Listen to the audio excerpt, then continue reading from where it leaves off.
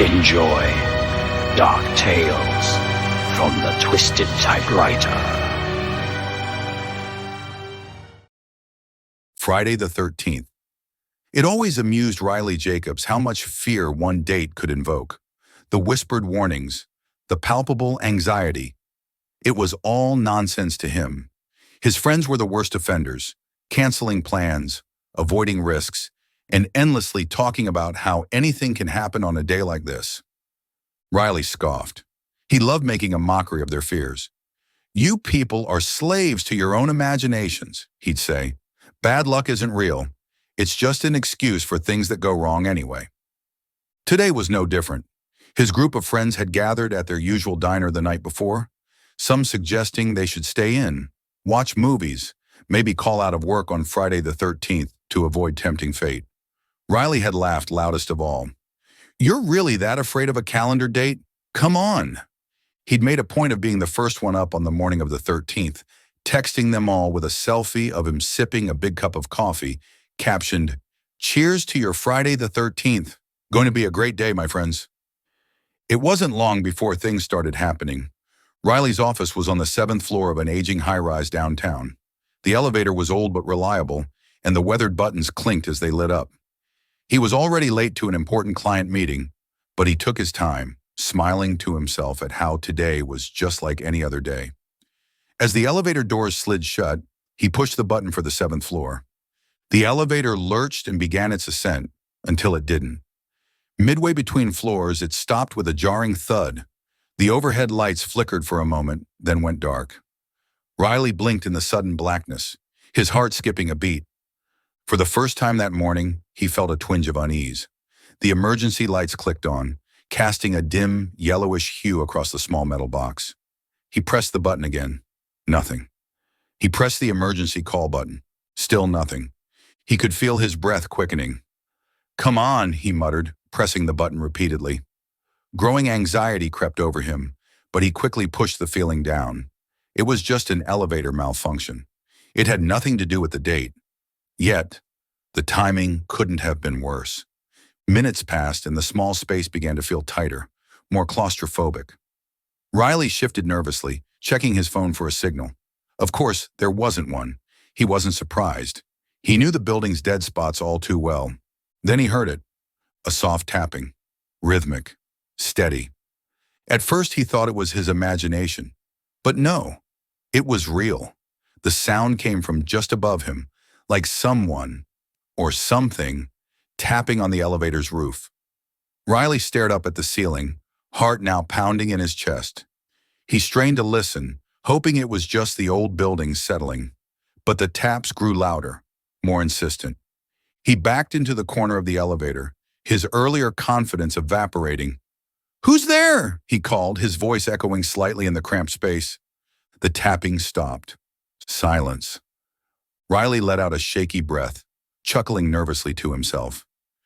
"You're just freaking yourself out," he muttered. But before he could regain his composure, a new sound emerged. A slow, dragging noise, like nails scraping along metal. This time, it was directly above him, moving across the roof of the elevator. Riley's hands trembled as he reached for the emergency phone again. But before he could touch it, a voice, low and guttural, whispered from the speaker. "Not so lucky today, are you?" He jumped back, a surge of iciness flooding his body. He yanked the emergency phone from the wall, but the voice continued, louder now, as if coming from everywhere at once. "Riley Jacobs, so sure of yourself, so confident nothing could touch you." His throat tightened. The voice knew his name. "Who are you?" he shouted, panic rising in his chest. No response. The elevator lurched again, but this time it shot upward at a blinding speed. Riley was thrown to the floor as the force pressed him down. The buttons on the panel flickered erratically, numbers flashing in no particular order. 3, 9, 4, 13. 13. The elevator screeched to a stop. His office building didn't even have a 13th floor, thanks to the mass of superstitious people Riley viewed as fools. Architects, developers, and designers coddled their fears by eliminating the 13th floor. So how did one suddenly exist in his building? The elevator doors opened. Riley scrambled to his feet, half expecting to find himself on the seventh floor. But what lay beyond the doors was not the office hallway. It wasn't anywhere he recognized. A long, narrow corridor stretched out before him, dimly lit by a single flickering bulb.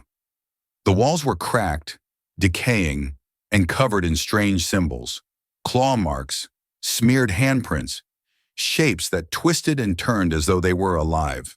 A nauseating stench filled the air, the unmistakable scent of rot and decay. Riley's stomach turned as he cautiously stepped out of the elevator. The floor beneath him creaked and groaned like it was going to give way. He thought about going back inside the elevator, but the doors slid shut behind him with a cold finality. He was trapped. No button to press, no way out. The corridor stretched endlessly in both directions. Every instinct screamed at him to run, but he forced himself to slowly, carefully move forward. As he walked, he could feel eyes on him, watching, waiting. The air grew colder with every step, his breath visible in the dim light. He paused when he saw something ahead, a figure standing in the shadows, tall and thin. Riley's heart stopped as the figure took a step forward, revealing its face. How could this be? Riley's mind was spinning after seeing the face emerge. It was his own face staring at him, or rather a twisted, decayed version of him. His own reflection staring back with sunken, lifeless eyes. Its lips curled into a cruel smile, teeth too sharp, too long. "You think you're untouchable?"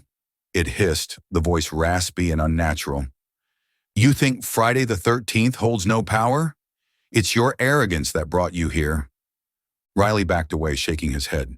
"No, this isn't real. This isn't happening." The figure moved closer, its discolored, decomposing hand reaching out. "You mock what you don't understand, but you belong here now. The unlucky always do." Riley turned and ran, but no matter how fast he moved, the corridor stretched on, the walls closing in, narrowing. He could hear the sound of his doppelganger's footsteps behind him, slow but relentless, echoing through the endless hallway. Panting, Riley looked over his shoulder, but the figure was gone. For a moment he allowed himself to hope, to believe he could escape. Then, the floor beneath him gave way. Riley plunged into darkness, the cold air rushing past him as he fell. He screamed, but no one could hear him. Not in this place. When he finally hit the ground, there was no pain, only silence. He was back in the elevator, standing, as though nothing had happened. The doors opened to the 7th floor, his office. The world looked normal again, but Riley knew better. As he stepped out, he caught his reflection in the polished elevator doors. It wasn't his face that stared back. It was the creature's distorted, menacing face. Riley Jacobs was gone, forever trapped in a labyrinth of horror, where the 13th floor stretched out into an infinite abyss of shadows and torment. Riley Jacobs was a man of reason and practicality.